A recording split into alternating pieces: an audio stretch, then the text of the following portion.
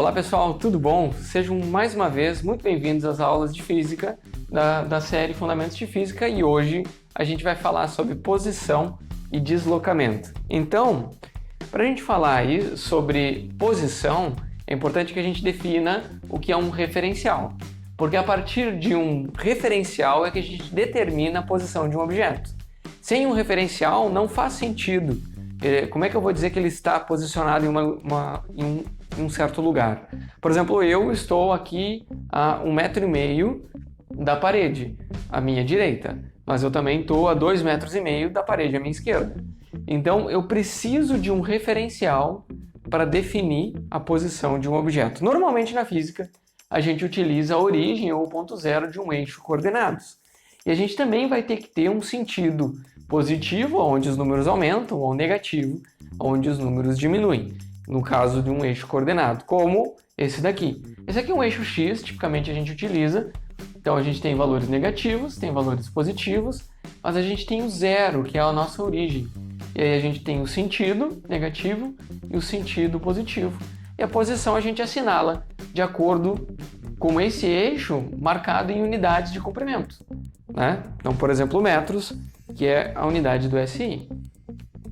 E deslocamento a gente vai definir da seguinte maneira: quando um objeto ele sai de uma posição inicial, que a gente vai chamar de x1, e vai para uma posição final, que a gente vai chamar de x2, e a gente vai utilizar esta notação aqui para definir o deslocamento.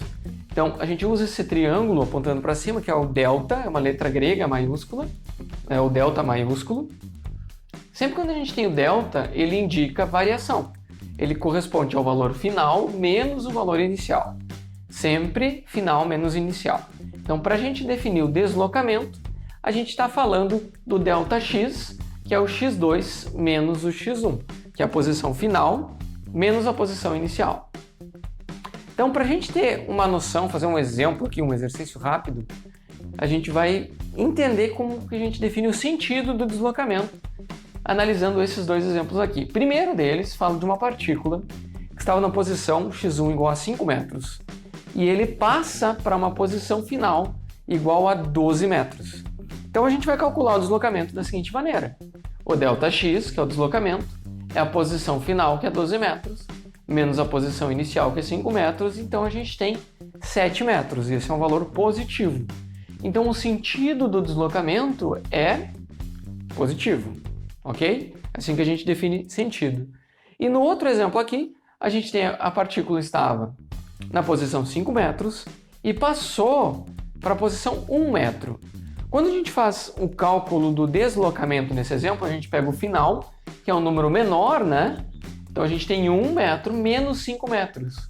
Então, a gente tem um deslocamento de menos 4 metros.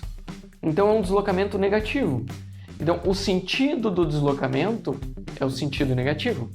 Ok? Então, o sinal do cálculo do deslocamento nos diz o sentido. E é muito importante a gente destacar que o deslocamento ele é uma grandeza vetorial. Então, a gente não vai entrar em muitos detalhes, porque todo cálculo vetorial a gente vai trabalhar no capítulo 3.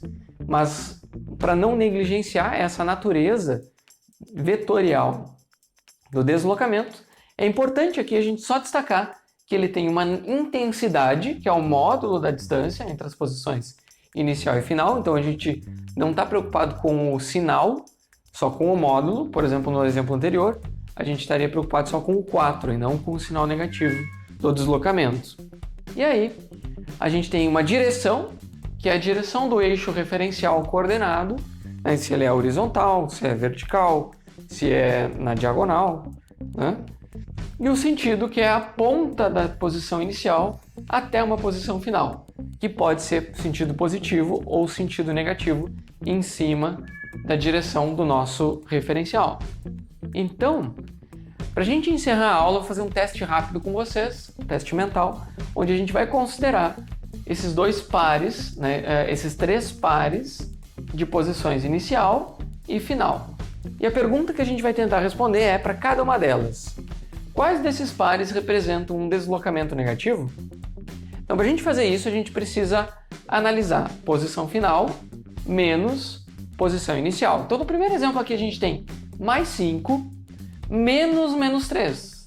Então, a gente inverte o sinal do menos 3 e faz 5 mais 3, que dá 8 metros. Então, é positivo. Então, a letra A tem um deslocamento positivo. A letra B a gente tem o seguinte: posição final é menos 7. Menos a posição inicial, então a gente tem menos 7. E aqui, menos 3. Então, fica menos 7 mais 3. Quando a gente faz essa conta, a gente fica com menos 4.